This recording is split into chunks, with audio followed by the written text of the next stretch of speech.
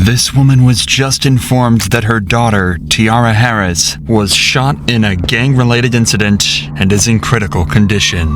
Damn!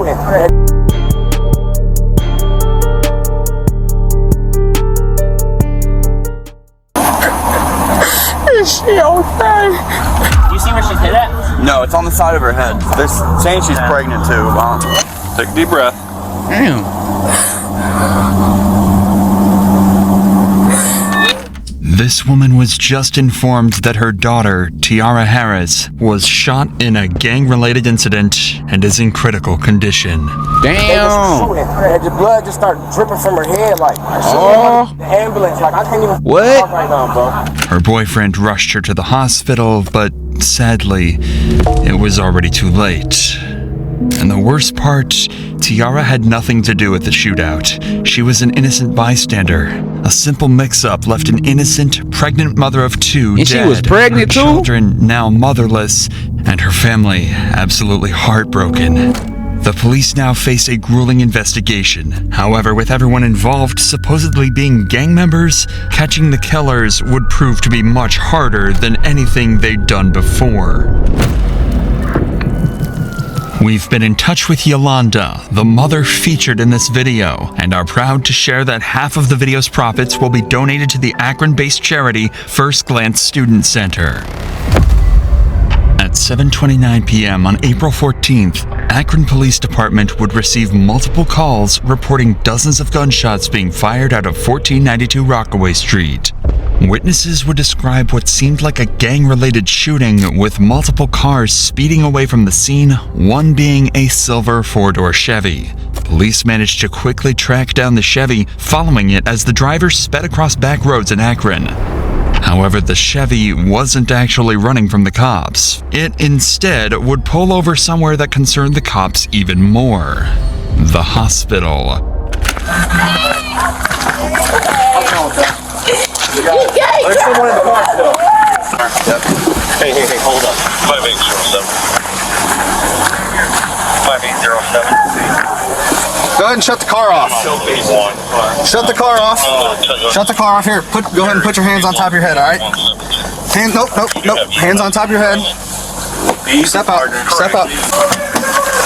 Well, do we have someone checking High Street? Alright, man. Here, step back here to the back of the car. Go ahead and put your hands behind your back. With the incident being reported as a gang-related shootout, police would assume the man driving the Chevy to be a gang member, meaning he would be very unlikely to talk to them. So instead, they decide to stuff him in the back of a patrol car for later interrogation. As this was going on, dozens of additional 911 calls would ring in, witnesses would arrive at the Akron Police Department to give their testimonies, and more cars would arrive at the hospital. Most importantly though, 4 miles away, a young woman would be placed in an ambulance under critical condition, with a bullet wound to her head. Damn. Turns out all of this would be connected to a large group of reckless shooters. It's at this point that we need to step in. This is one of the most complex and mysterious cases we've ever covered. So we need to break down some details first in order for you to fully understand the case itself and how well the police handled every single step of solving it. At 7:22 p.m., a car arrived at 1492 Rockaway Street carrying a number of people who started hanging out with some friends on the side of the road. This group included Javier Small, Lanier Worthy, and Jonte Smith. Everything seemed fine until 7:29 p.m., a black vehicle reversed into the street carrying Tiara Harris and her boyfriend George. Her boyfriend recognized some of the people on the sidewalk and wanted to back up and say hi to them. At that very moment, on the other end of the street, 3 men emerged from an unrelated vehicle and started firing bullets. So they was already lamping. They was already camping. They was already out there waiting on them to pull up. They already knew where they was at. And then they hella far away. Like they hella far away.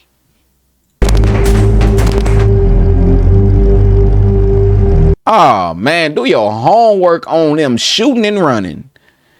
Do your homework on them shooting and running. Hey, press the issue on that. He running that way. He ducking. He running that way. What the fuck y'all pull up the dudes? Right. These men were Zaire Saunders, 17-year-old Antonil Whitaker, and Darion Rackley, all affiliated with the gang BBM, a notoriously violent gang active in Akron at the time. There was also the driver of the car, Jeremiah Williams. Their shots scattered the group on the sidewalk, with everyone running for cover. In the panic, Jonte and Javier drew their guns and began to shoot back. Bullets went back and forth, and everyone went into a panic as they realized their lives were at risk and a bullet could strike them at any moment.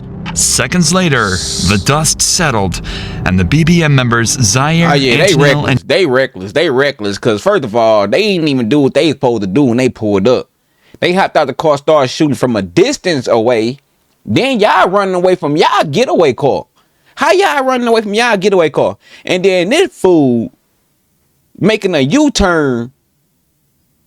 If you gonna go that way, why you ain't park on the opposite? You know what? Why you ain't park on the opposite side of the street, facing the way you was finna go, so you can go straight?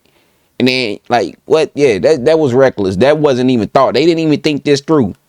They ain't think that through. And Darion fled the scene. However, a grueling silence would ring throughout the street as Tiara's boyfriend, George, realized Tiara was the sole victim of the shooting. Damn. With BBM splitting up and running in different directions, George flooring it to the hospital, and everyone on the sidewalk either heading inside or preparing to head to the hospital too, cops would begin the grueling task of figuring out what just happened and who ultimately was the one that fired the killing shot. Now that you understand exactly what happened, we can join the police as they try to figure out what just went down and how to solve the developing mystery. Remember that all the cops have received at this point is a phone call alerting them to the shooting and a description of the silver Chevy they've just pulled a gang member from. There's another victim that's at we don't know where that victim's going to go. There's a possibility that victim may be deceased. Yeah, they got shot. Okay. Someone's got to go check, probably. Two of the officers ran over to the front of the hospital and discovered Javier Small and his girlfriend in complete distress.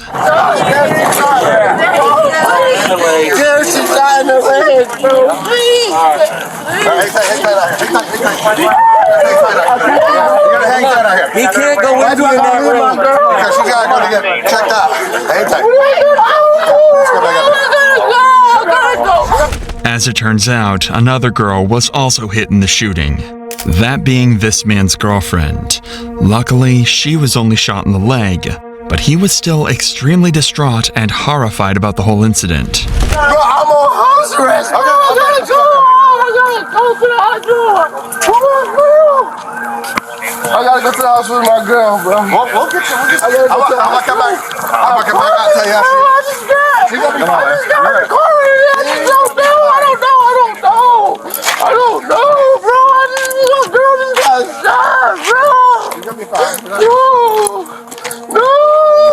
Despite how distraught this guy is, he was a passenger in the Chevy, which they just found multiple firearms inside of. So police promptly arrested him. Hey, Pappy, we'll take him over here.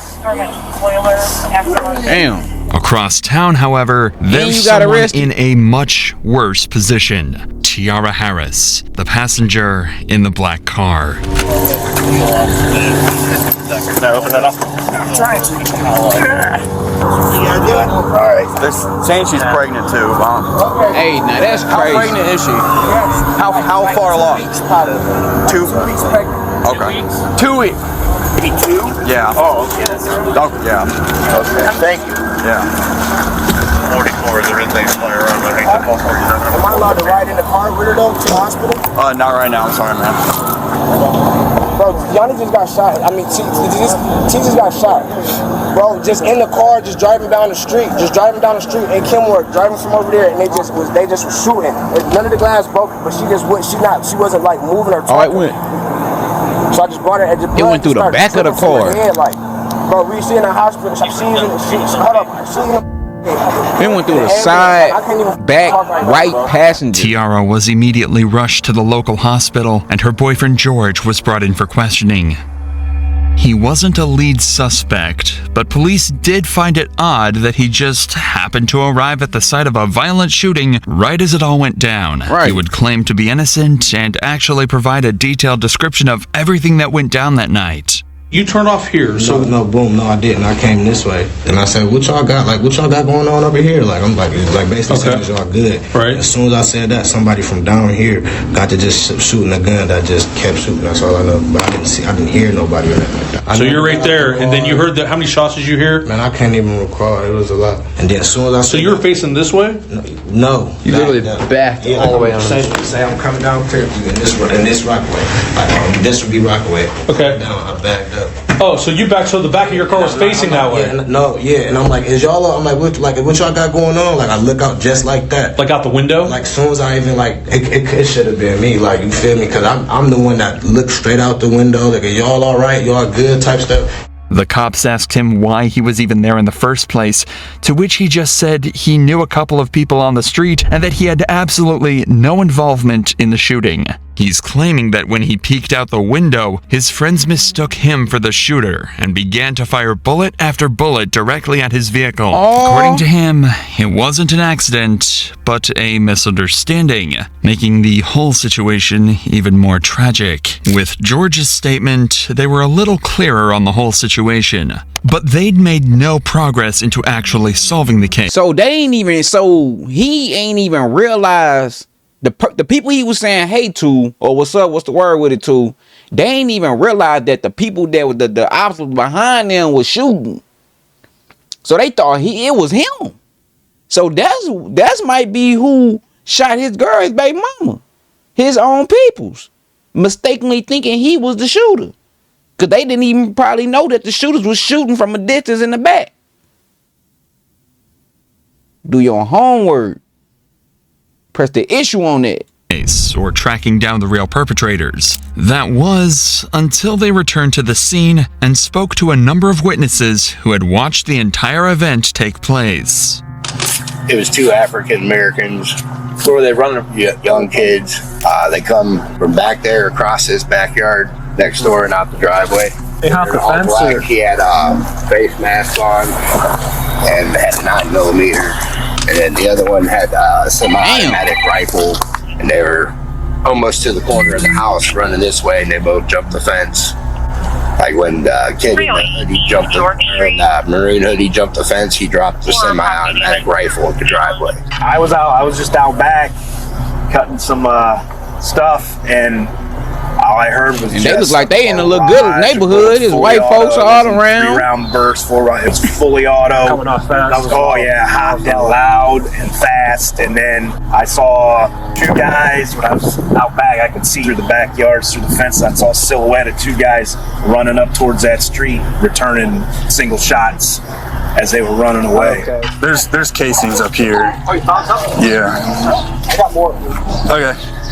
How many do you hear? You think? It was like 30. Like where all these cones are at? Probably that amount. 30 or 40. But this happened over there all the time. Where's over there? Oh, he said it happened over there all the time, so it must not be that. Gunfire, but when I first heard it, I thought it was a backfire because I saw this car sitting over here where all the cones are. He had his lights on. So I thought he was working on a car and it backfired real bad. Then I saw them loading people into cars to take them to the hospital, and I knew it wasn't, because this has happened so many times before. I don't know what we're supposed to do. Right. We can't go outside. There's nothing you can do, man. Even with all this new information, though, the cops are only slightly closer to figuring out what happened. They were now at least able to confirm that one group of shooters rolled up and started the exchange before another responded, causing a huge exchange of bullets throughout the neighborhood. But they still had two major questions.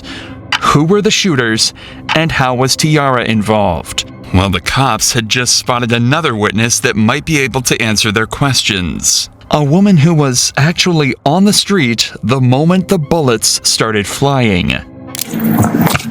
So you don't live here? I'm not even from here. Oh. I was just.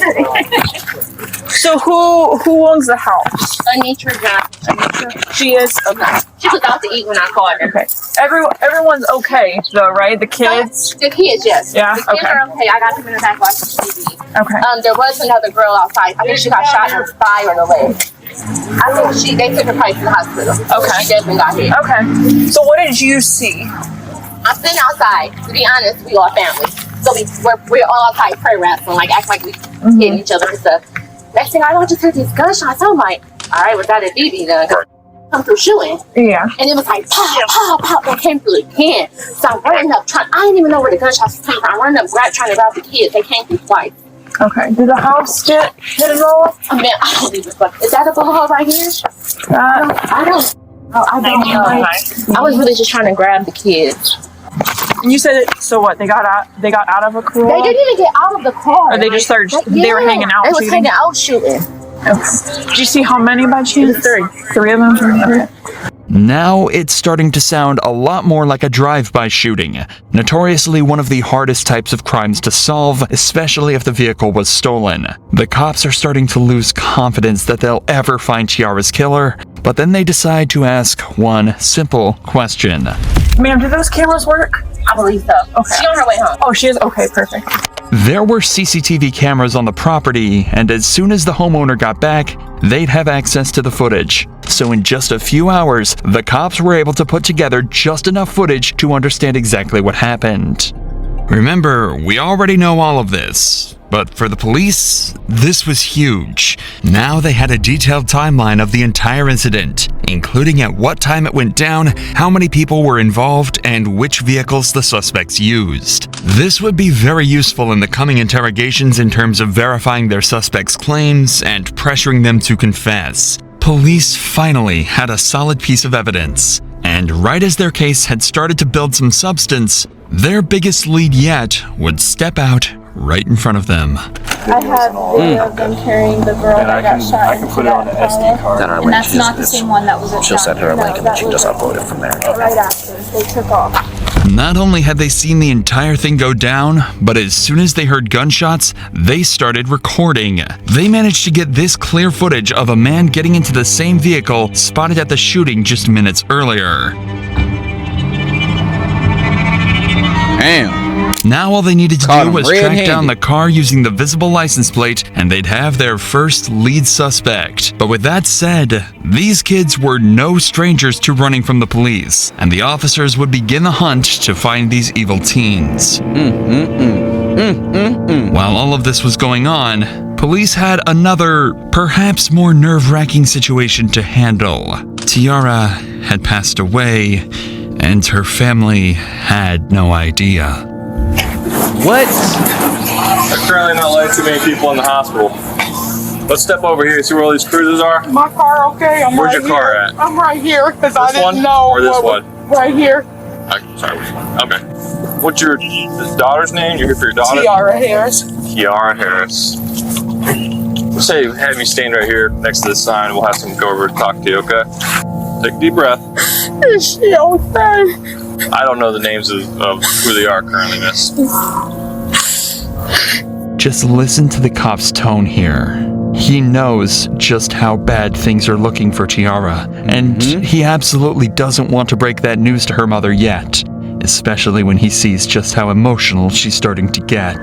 Tiara's autopsy showed a single bullet struck her in the head and remains there. While tragic, this information would allow police to identify the exact bullet type and then gun used to shoot Tiara. If they could find the owner of this gun, they would be able to match it to the bullet, and justice could be served for Tiara and her family. Hey, come here! They got a bunch of people showing up. My son and my nephew. Okay, well, listen, they can't go in. It's going to be you. Y'all go in the car. Go in the car. They telling us to wait outside. I know. I'm going in. Go in my car.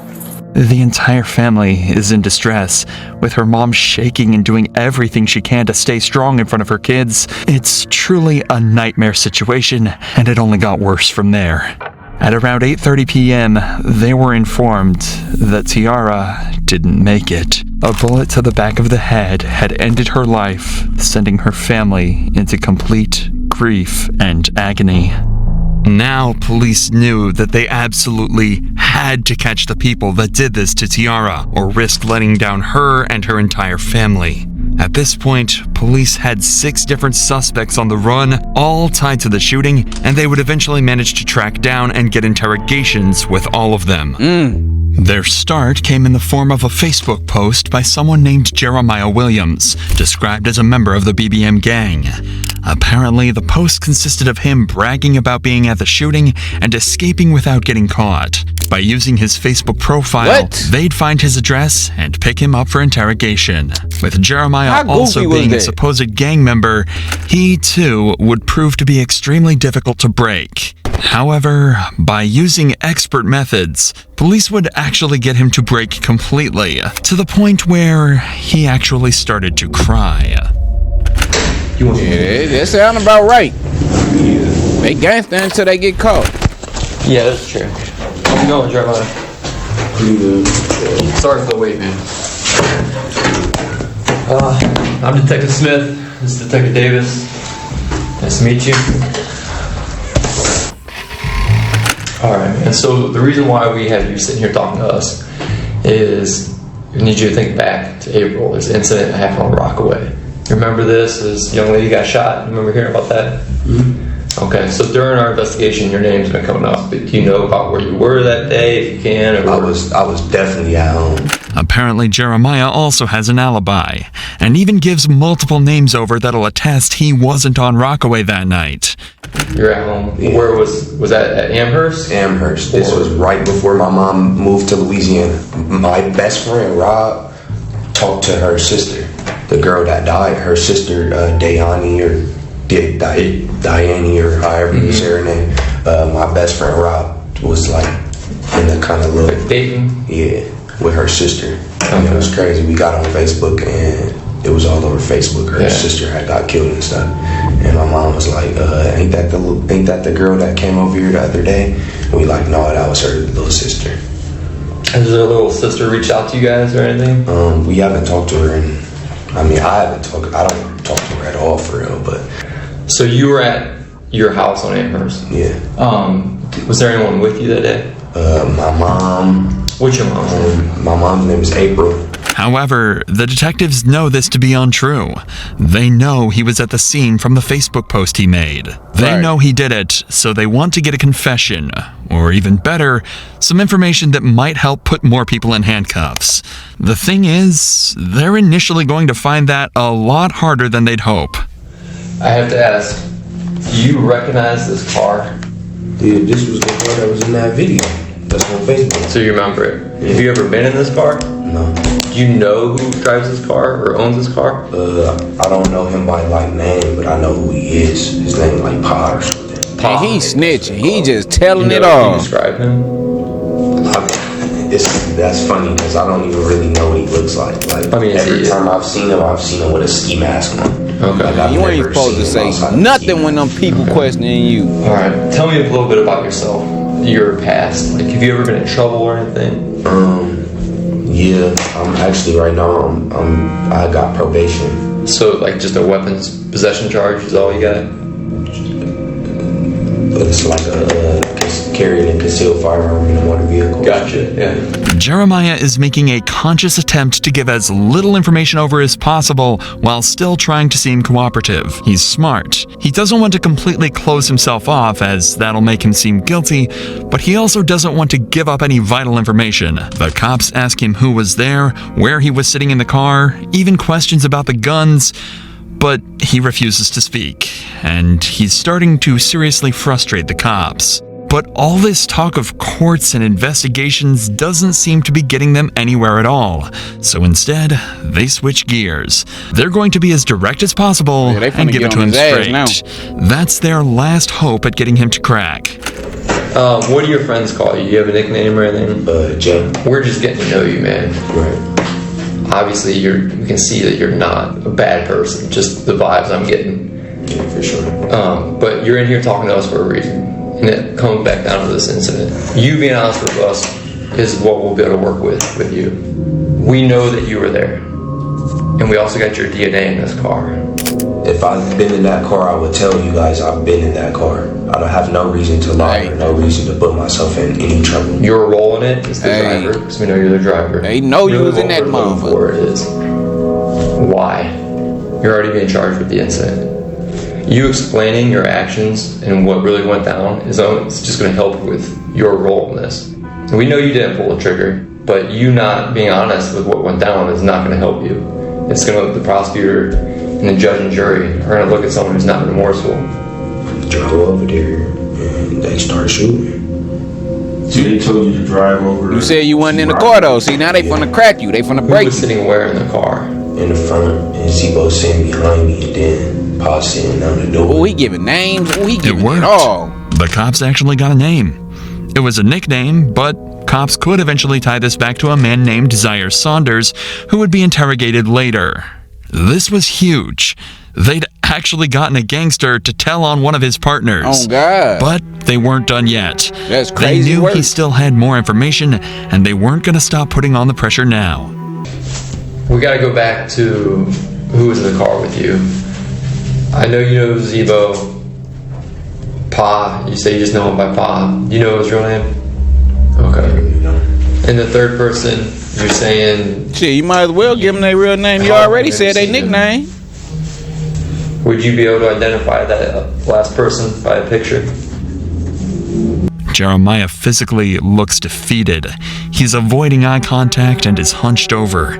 He likely never saw himself giving up the names of his partners, but that's exactly where he found himself. Tell by his the body cops, language. however, You are know he over the fucked up. moon, even managing to get descriptions of the people he doesn't know the names of. They ask a few more questions before leaving him alone for a minute to prepare their next move.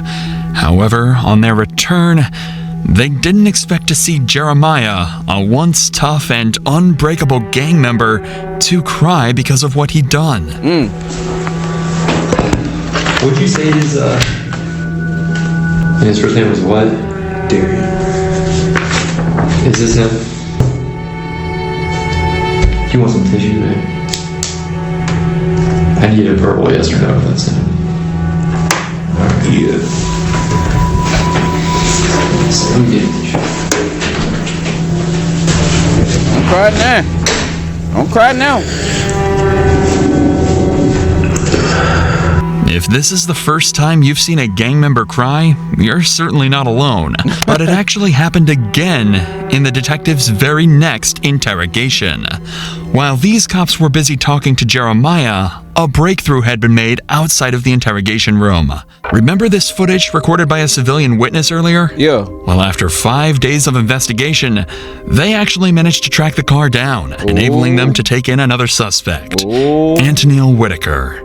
Police would quickly realize that Antonil might be even more important than Jeremiah as a suspect. He's a supposed member of the BBM gang, and believed to be one of the suspects that initiated the shootout. The thing is, he's just 17 years old. What? Since there's still some information even Jeremiah couldn't give them, they figured they might be able to scare him into giving up everything he knows. And their first idea is an unconventional, but possibly extremely effective method: a call home to mom. Hello, Ma. This is really, really serious now. You need to put yourself wherever you was and get to telling your part as much as you can, because you can't take the blame for this and this was not you. You shouldn't be sitting here. They know it's your car. You can't get out of that. You better than this. Antonil doesn't even seem to feel like following his mother's advice. Despite the fact that they know it was his car, he's claiming that someone else was actually driving it that day. And even more unfortunately, he'd forgotten exactly who. Listen to his story and see if you believe it as much as the detectives do. So you said you were at home? No, wait, like the whole day? Someone took your car somehow, brought your car back, gave you the keys back or whatever, and then so you could take your sister home. That doesn't make sense, man. You know a jury, you know a judge. They're not. I'll be honest with you. I mean, what you're giving is not even a good statement. It's not even a good lie. He don't even know how to lie. The truth. You see, about an hour after the shooting, Antonil was confirmed to have used his car to pick his sister up from an event, meaning it was clear that he was still in possession of it. But that didn't faze Antonil, and despite how many questions police asked him, he refused to give up anything.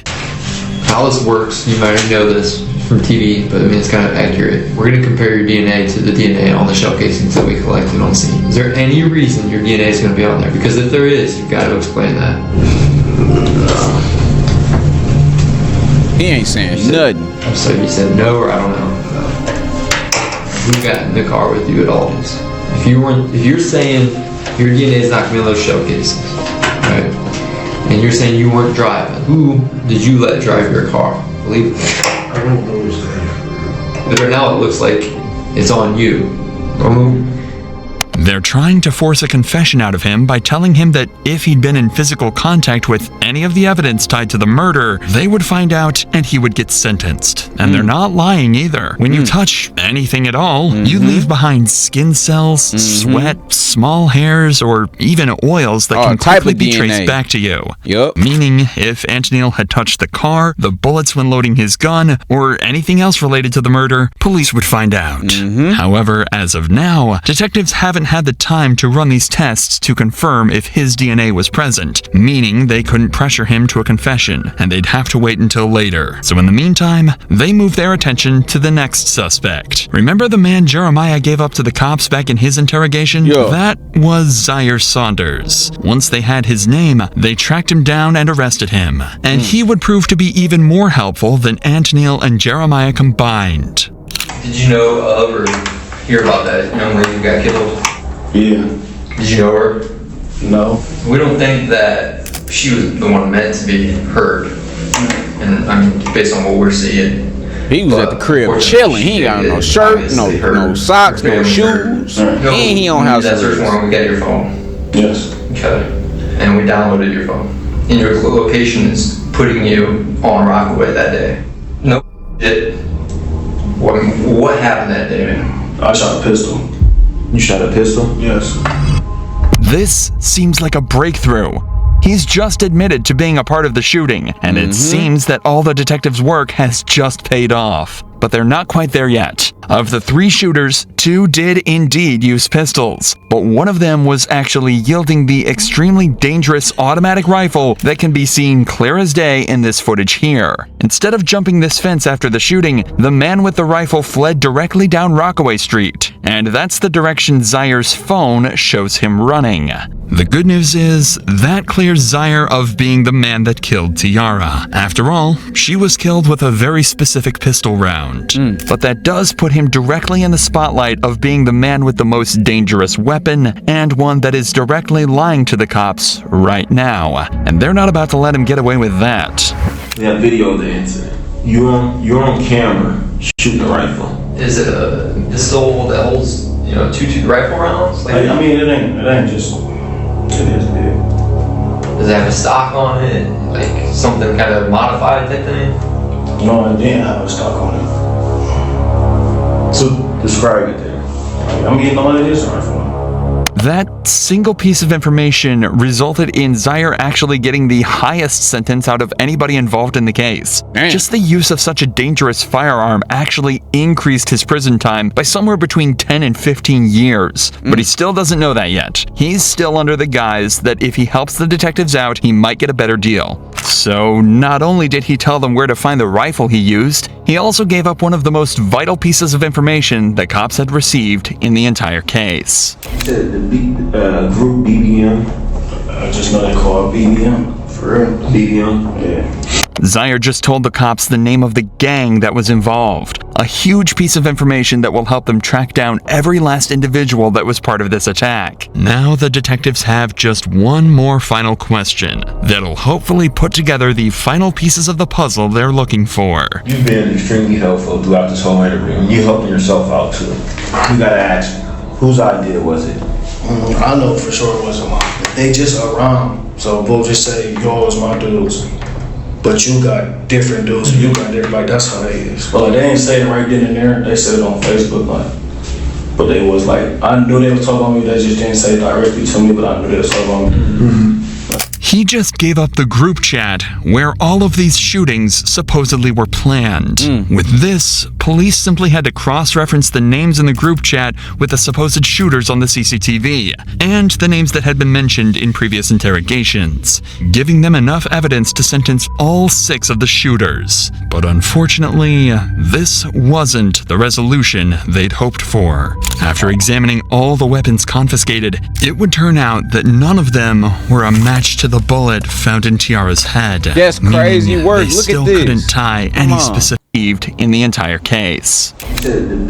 The group chat where all of these shootings supposedly were planned. With this, police simply had to cross-reference the names in the group chat with the supposed shooters on the CCTV, and the names that had been mentioned in previous interrogations, giving them enough evidence to sentence all 6 of the shooters. But unfortunately, this wasn't the resolution.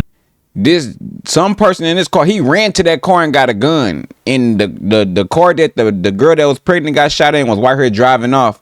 He right here is shooting at the car driving off. So this must be who shot her in the head. And I guess this supposed to be her baby daddy or her boyfriend that was driving the car. Peoples. Right here. They'd hoped for. See, after examining all the weapons confiscated, he ain't it would shooting turn behind. out that He wasn't none shooting of them behind. were a match to the bullet found in Tiara's head, meaning they still couldn't tie any specific person to the actual murder. However, there is one puzzle piece we haven't told you about yet. The one that would solve this entire case. Watching the CCTV footage, it's clear that there is one man that directly shot at Tiara's vehicle. Yep.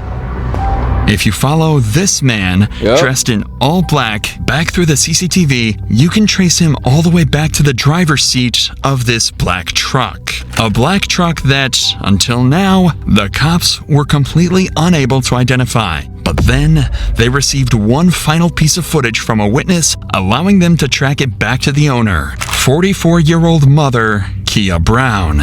Police realized they had to interview her, knowing that whoever was driving Kia's black truck that day killed Tiara Harris. Hey, how you doing, ma'am? They driving a mama car doing this shit. Please. Hey, we wanted to talk to you or whoever is driving, who drives this truck, reference that incident that happened up the street. They were being shot at, and we're finally trying to catch up with them. Looked like a couple males. And have you heard about this? I heard about what happened on the corner. This is my truck, but my son was driving. It wasn't Kia, but her son driving the car that night. And after running his name, they'd find out he had ties to a rival gang of BBM. So the detectives had Kia call her son and hand over the phone to the officers. I have some detectives here right now. The day that we were moving in, the incident that happened around the corner, they would like to speak with you. I know his heart in his ass right now. How you doing, man? How you doing? Good. I'm Detective Smith. I'm with Detective Davis with me. Hey, what's your name before we get started, bud? Lanier Worthy. Lanier. All right, Lanier. How you doing, man? So listen, man, I won't keep too much of your time. We were wondering if we could talk with you and your mom maybe in person at some point, and we wanted to talk to you about that incident that happened up the street. We know you're over there, so we were hoping you could help us, actually. You're not in any trouble. We're actually hoping you could help us. Would there be a good day for you to... This weekend, fine? Yeah, Sunday the 8th. Can we do it anytime after 2:30? Okay. Anytime after 2:30? All right, man. We appreciate it. We'll see you at 3:30. Okay. All right, buddy. Bye. And just like that, they had an interview scheduled, and this was the final suspect at the scene that they hadn't yet spoken to. The man suspected to be the driver of the black truck and the man they think shot Tiara. Dad, how you doing? They're trying to bring him in for the interview. He don't even know that they think he a suspect. So, I mean, obviously, you know why we're here at that incident that happened up the street. So, we just wanted to know your perspective. That happened that day. What'd you see? That type of stuff. You can run us through that day? I was standing in the driveway on my phone. Then heard shots. I got down, ducked. Then when the shots stopped, I heard that, ran to the car. When the shots started happening, you ran and got in the driver's seat, and then Teen got in your passenger seat. That was it. Lanier had just told them he was driving the black truck that day, confirming he was the man in all black that drove the truck and hopped in the Chevy. He was the man that fired the bullets. So they decided to ask him up front. I'm about to ask you something, man. I'm about to ask you from your parents. I'm sorry, but I've got to ask. Did you shoot that day? Yes, sir. Okay. Even though he said no, police already had all the evidence they needed. The car tied to him, his ties to the rival gang, and finally the video of him shooting at Tiara's car. So they arrested him on the spot and brought him in for interrogation. What's up, man? Here you come here. Am I able to have a lawyer with me right now? What's that? Can I have a lawyer with me? You can do whatever you want, man. I'm not here to... Okay. Are you saying you want your lawyer? You don't want to talk? Yeah. Okay. All right. But in the end, this wouldn't matter, as when they arrested and processed him, they managed to confiscate his gun. And after analyzing the forensics of the bullet inside of Tiara and Lanier's gun, it was a match. Lanier had fired the killing shot. Damn. After 5 months of investigation, the puzzle pieces were finally in place. In total, 7 people were charged in this incident. Zaire Saunders was charged with involuntary manslaughter and 4 counts of felonious assault and was sentenced to 35 to 40 years. Antoniel Whitaker and Jeremiah Williams got 20 to 24 years on similar charges, while the 4th assailant in this group, Darion Rackley, got 34 to 40 years. It was confirmed Antoniel's DNA was in fact found on various bullet casings on Rockaway Street, despite his claims in the interrogation room. The next 2 to be sentenced were the ones who shot back at Zaire's group after being rolled up on. They were Javier Small and Jonte Smith, who were sentenced to 4 years and 2.5 years respectively. Lastly was Lanier Worthy, Tiara's actual killer. However, as of this video's upload, he's still awaiting sentencing. Tiara and George were not involved in any of the gangs in the shootout and were found completely innocent. At long last, Tiara and her family could finally be at peace. Man, that's crazy work right there, man. Let me know what y'all think about that video, man. That's crazy work. Make sure y'all like, comment, subscribe, hit that notification bell so y'all can know when I'm posting, man. This your boy Montana. I'm out.